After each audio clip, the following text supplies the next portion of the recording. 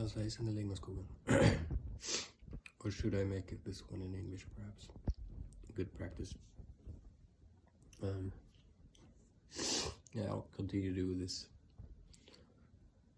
summaries of what I read. I read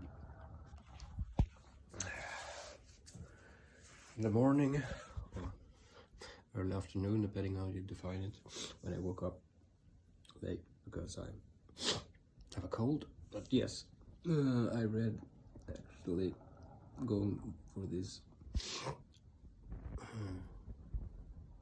older version of my version that I did earlier, reading some older books in the morning and more how-to in the afternoon, and like biographies and stuff in the evening. And I read something that's quite old. It's almost 100 years old, by Will Durant, the historian. But not these historical books. It was actually a book that I think made him financially independent when he was, I don't know, young or 30, I don't know. It's actually very well written, as his other works are, but this really struck me as insightful. Not just it really, both the way he puts it, everything in like metaphors and stuff, but also the thoughts themselves. I'll perhaps go through some of them as far as I can remember. It's an introduction. I skipped the introduction to the second because I only read it for 5 minutes, so I wanted to still what I could. It was a short introduction, which really struck me as great, and then it's an introduction to Plato, which is the first. He begins with Plato in the story of philosophy, and yeah, so the introduction, well, he generally talks about criticizing, among other things, he criticizes.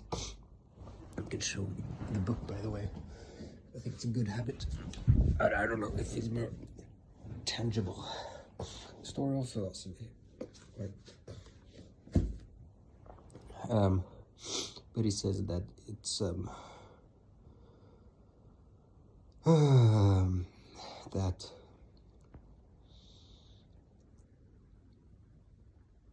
well, what he says is that he excludes it's a journey through time. No, that's my words, but it begins in the beginning, but he skips the older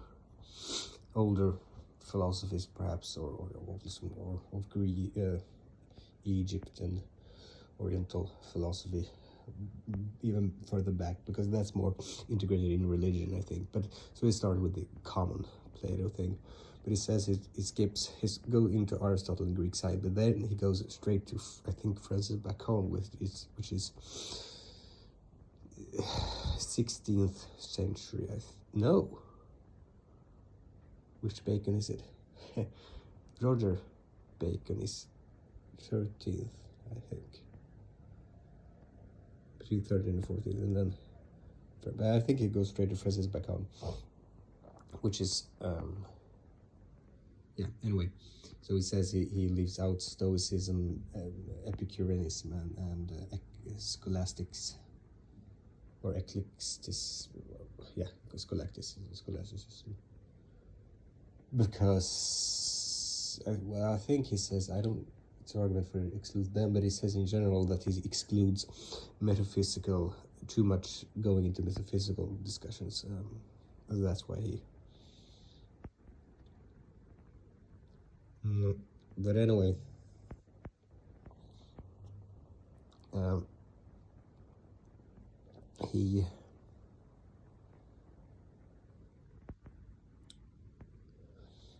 things that struck me as really insightful, let's see if I can remember, is that, well, he talks about, that's another thing he talks about, I think this is before the passage on when he starts with Plato, in the introduction still, I think he said that he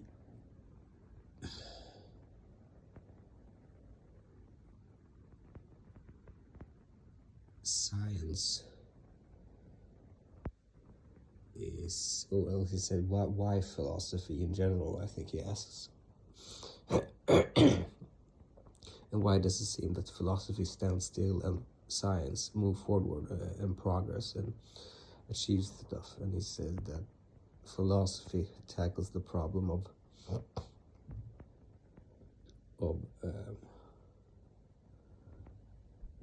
yeah, what did he say? But bigger problems.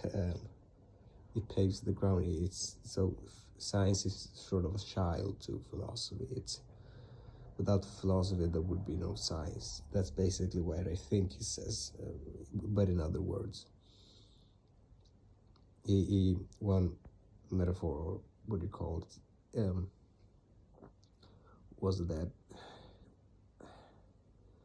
science is the philosophy is the front.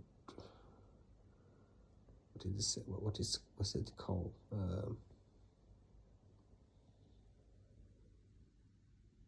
Well, basically, science is no philosophy is the what do you call it in good language in English, front army that sort of explores new territory, and science only preserves and sort of builds on what is saved by the outer army, or so the ground that has been explored by philosophy, or some sort of that provide some foundation for science to build on. I guess he says, and that's why science can build with precision, because philosophy does not have that precision in accuracy of things. It has to, and I also think he said something akin to that philosophy. No, I think I almost lost that thought. Something, my thought slips my mind, or my tongue. No, but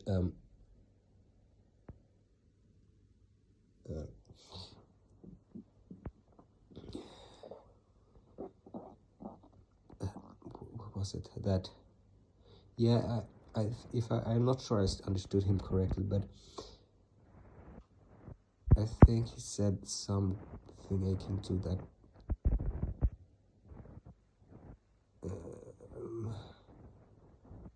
Yeah, if philosophy is too metaphysical, I think he said.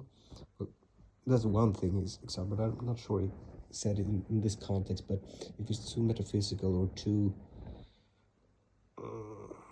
not concerned with life itself, I think it's a critique of metaphysics, because it's too. Yeah, it's a critique of the analytical philosophy of today, and I actually think it might be something that is similar to the distinction that I did not appreciate when I studied philosophy at Stockholm University, when they said that there is analytical philosophy and then there's continental philosophy.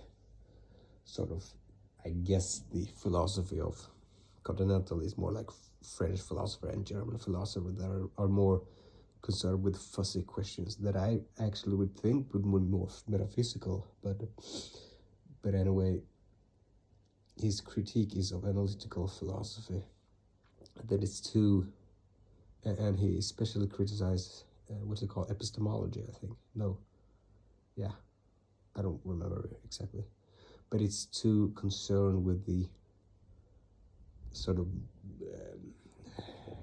rigid process of things. I'm not sure I'm sure he would praise David Hume's like sort of induction or other things that at least explore territory for science to sort of have assumptions to build on and so forth. But it seems that he's critical of that, the analytical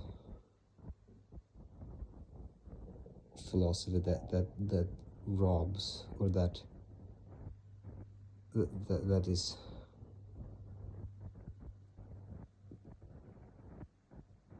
without concern and connection to life itself. I think that's what he tries to say. That's at least my interpretation. So wisdom and philosophy should be more about what is connected to that understanding. I mean, human life and wisdom and sort of. So I think it's more, yeah, something like that. But I could interpret him wrong, but I think that's what he says. And then it goes on about Plato and the environment in which he lived. So he's basically talking about the sophists, and talking about the Mediterranean and the Greeks, and then have places that he especially mentions Sardinia and Spain, and all the way to Gibraltar, basically. And he says that and also talks about trade, and he says that it's basically because there was so much diversity of cultures and ideas, like in Greece, for example. In the same way that he reasons much later in another book about when it's what's it called, when they explore the seas, when Christian faith is sort of challenged when they come to other tribes in Africa and in India and explore other faiths. They realize, well, there's a lot of world use. Perhaps the Christian Jew is not, yeah. So he provides that as an argument for that contributed at least to more questioning of faith. And he has a similar argument here that he says that the first skeptics was probably tradesmen on the sea, because they were exposed to so many beliefs that they thought that, well, perhaps it's not. So he basically says that could be a reason to why it's so that philosophy perhaps thrived in Greece. I think that's what his reasoning is, and I think it's quite sound. I mean, I'm not the one to. I don't like to throw away all religious things as, what do you call it, humbug or bullshit. I think because I don't have any foundation for discarding it, other than that a lot of it might be superstition. But I don't know. I mean, it's unexplored. It's impossible to. I mean, the biggest question of life is still unsolved, and I can just, yeah. But having yeah, I shouldn't go into that question. But basically, that's how he starts. I don't think he goes on about Socrates and says that he's. I haven't read too much about that part yet. Anyway, I think it was a long time ago I talked in English, so I think it feels like I'm speaking a bit Swedish in my accent, perhaps, but that's fine. Goodbye.